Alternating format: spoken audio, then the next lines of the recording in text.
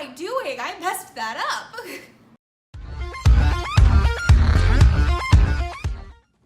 Hi guys, welcome back to my channel. If you are new here, my name is Taylor. I post videos on a weekly basis about all sorts of fitness and lifestyle stuff. So if that is the type of content you want to see in your subscription box on a regular basis, you can hit that subscribe button down below. You can also hit the bell icon while you're at it so you get notified every time that I post a new video. Today's video is going to be a long sort of chat video because I wanted to do a whole video kind of talking about my experience with NASM, or NASM as I pronounced it for the first 3 weeks of doing the program.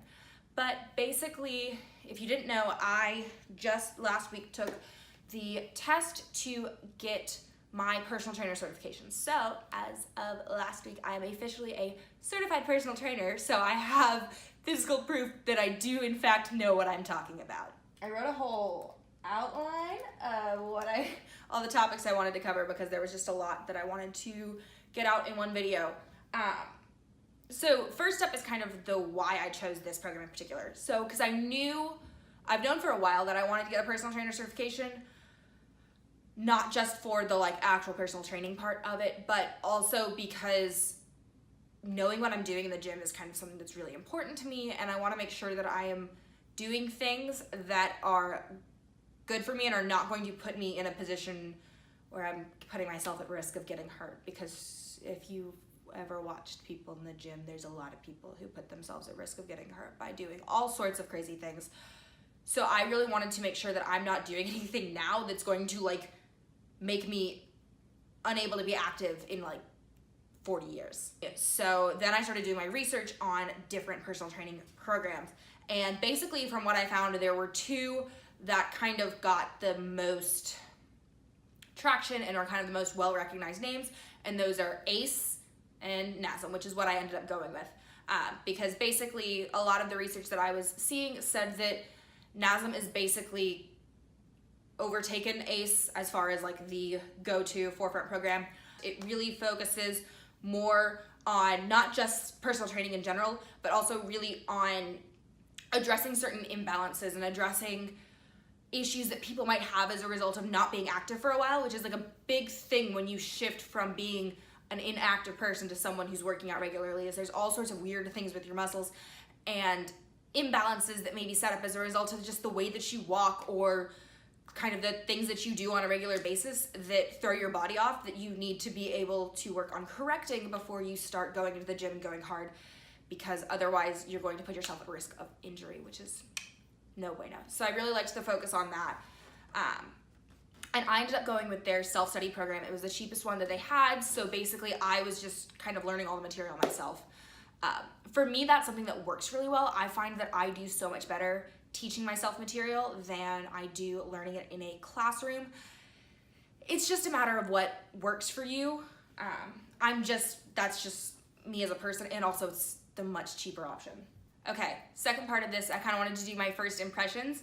So going into this was really interesting because if you didn't know, I didn't study anything science related in college, at all. I was an international affairs and PR and econ major, so no science whatsoever. And then I open up this book and it just starts talking about anatomy and a full deep dive into the muscular system and the nervous system. And as someone who hasn't looked at any of that stuff from high school, whew, I was a little overwhelmed. You are definitely at an advantage if you have studied some of that stuff recently, whether it's in high school or in college or in any stretch. If you have taken anatomy before, you are definitely at an advantage going in. However, I will say that even if you don't have that, it's not impossible. It's not you have to have an exercise science degree to be able to get a NASM personal trainer certification, because obviously I do not have that. But it does require some extra work. You're going to have to sit there and you'll be reading a chapter and they'll mention something, and they do a pretty decent job of giving you the light glossed over explanation, but then they'll throw out a muscle name and you're what the hell is a gastrocnemius? Still don't even know if I'm pronouncing that correctly because I've only ever read it. But yeah, no, because you'd think Latin, gastro, stomach, woo. No, it's your calf. It's your calf. What? I'm still angry about whoever named that muscle. Whoever you are, I'm gonna find you and we're not friends anymore. You're probably dead, but whatever. But anyways, the way that the program works is you kind of have this massive textbook, and for me, I read the whole thing. I also know people who like only studied the study guide and were able to do just fine. For me, especially because I didn't have that background, reading the entire textbook all the way through was really, really important for me. And I think that it helped me learn the material so that I wasn't spending the days before the test just like aggressively cramming. So these two bad boys are my notes from that 700-page textbook. So I literally hand wrote notes for all 700 pages, breaking it down by chapter, and they're pretty colors because I just had to, yeah, so all these notes, which was just good because it like allowed me to get a lot of this stuff in my head like after the first time reading it, so that I wasn't having to read the textbook again, because I don't want to read a 700-page textbook for a second time. So kind of going into, that kind of leads into study tips. So for me, like reading the chapters and taking the notes and then immediately going onto the website, watching the videos and taking the module quizzes was like the most helpful thing. Just that's the way that I worked through all the units. And it made it so that I didn't feel, like I felt like I had a pretty good base of knowledge before I even went into the like studying part. Another thing that I would recommend if you are taking this version, don't take the practice test at the beginning. Wait until the end, because you only get one practice test, and so you don't want to waste it at the beginning and then have absolutely no idea where you stand later on.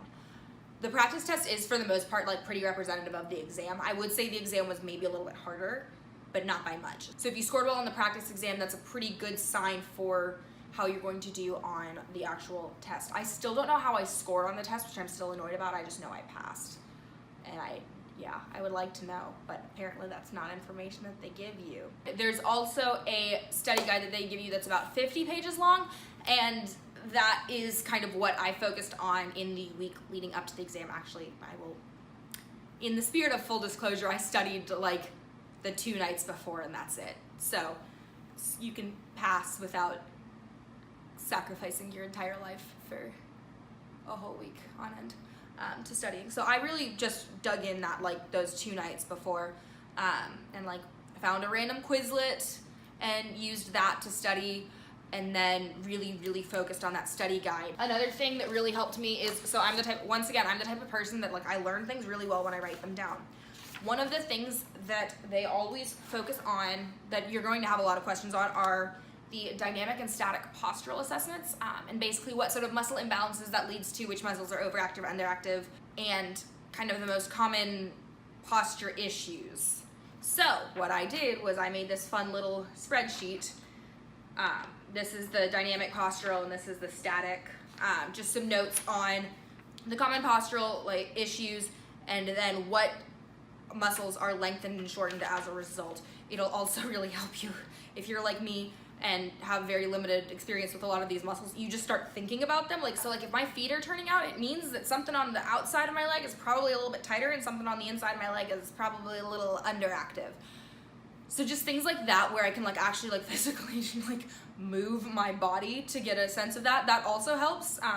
It's a kinesthetic learning strategy, which is different. But yeah, no, like I probably sat there during my test at one point just being like, external rotation, just like thinking to myself, and I'm sure if anyone was watching me, they were just like, what the heck is this person doing? Yeah, but so going from there, let's go test day story time, because this was really funny. So I live in DC and I do not have a car, which is fine 99% of the time, but there are no testing centers in DC. The nearest testing center was in like College Park, Maryland, which is at the end of a metro line and then still like another 20-minute walk. So it's what I did. It's fine. It worked, but it was like just far enough out that like it was generally accepted that everyone would have a car.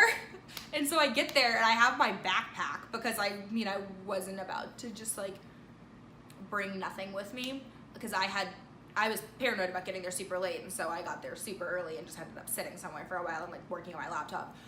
So I had all my stuff with me, and the guy goes, "You're gonna need to go put that in my car." And I was like, don't have a car. That's not an option. So luckily he let me just like stuff it in a corner, but like that's something that they probably should tell you beforehand. Like, you cannot bring anything in with you. It's not a thing I was told in advance. And you're also, everyone around you is not also taking the same tests. Like, there's people there who could be taking, I don't even know what whole range of tests, but because it's not, the test isn't administered by NASM, it's administered by some third-party agency that does all of this testing for all these different groups. So I have no idea what the people around me were taking. The test itself, you have 120 minutes for it. It's a 2-hour test, and there's 120 questions. 100 of them actually count. 20 are just like they're experimental questions. I took nowhere near the full 2 hours. I took about 45 minutes to do all of it. They give you way more time than you probably need. So that's, time crunch is not the biggest concern. Yeah, you go in, you're in this little cubicle thing, just clicking away on the computer. I've also never taken a computer test before, like a standardized test on a computer before, so that was interesting. And then you're done, and you just walk out, and they hand you a paper that says whether or not you passed or not. Like, it's the most, I can't decide whether I like finding out that quickly or not, because for most tests I've ever taken, I have to wait like 3 weeks. And I think I enjoyed the satisfaction of knowing immediately, but also it made clicking the submit button so much harder because I was like, there's no buffer here. There's just, I will walk out and this man will hand me a sheet of paper that tells me whether or not I passed or not. Good news though is it did. I got the sheet of paper that said I passed. And then the final thing I just wanted to cover really quickly is what I am planning on using a personal trainer certification for, because I think that there's all sorts of different ways that you can use it, and I'm probably not going to use it in the more conventional way because I am not planning on training full-time. I have a job outside of that. So for me, the personal training certification was, as I mentioned before, it was something that was like personal in the sense that I just want to make sure that I really know what I'm doing and I am not putting myself at risk of injury because I understand all the science and the mechanics behind everything I'm doing, and I understand what good form is supposed to look like. But that doesn't mean that I'm not going to be training at all. I am kind of thinking things through right now. I haven't really committed to anything. I'm probably going to do it in law school because, I mean, for me that makes a lot of sense. I'm not going to have a full-time job in law school.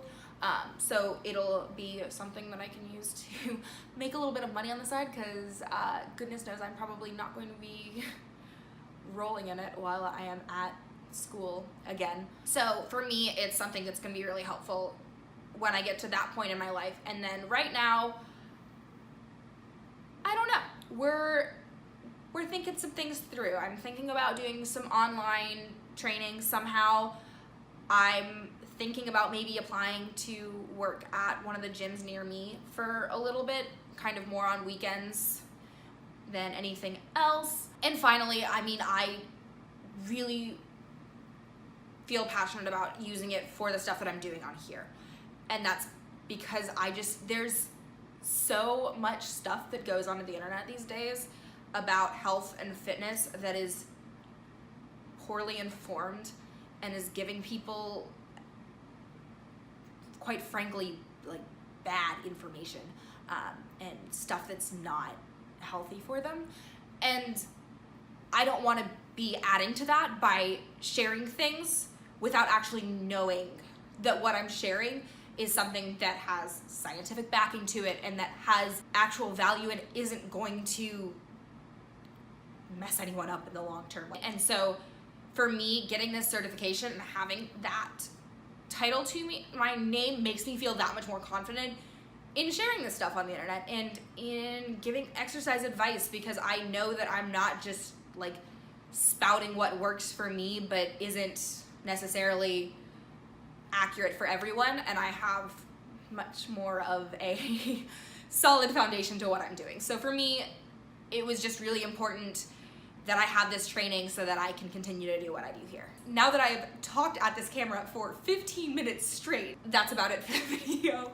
So that was just kind of a nice overview of everything. So if you are thinking about getting a training like that, certification like that, please just like leave a comment. Let me know if you have any questions or anything. I always love talking fitnessy stuff, and I don't know why I'm throwing peace signs right now.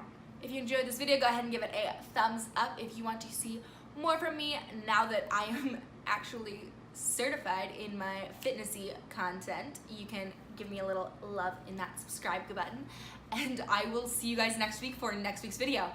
Bye guys.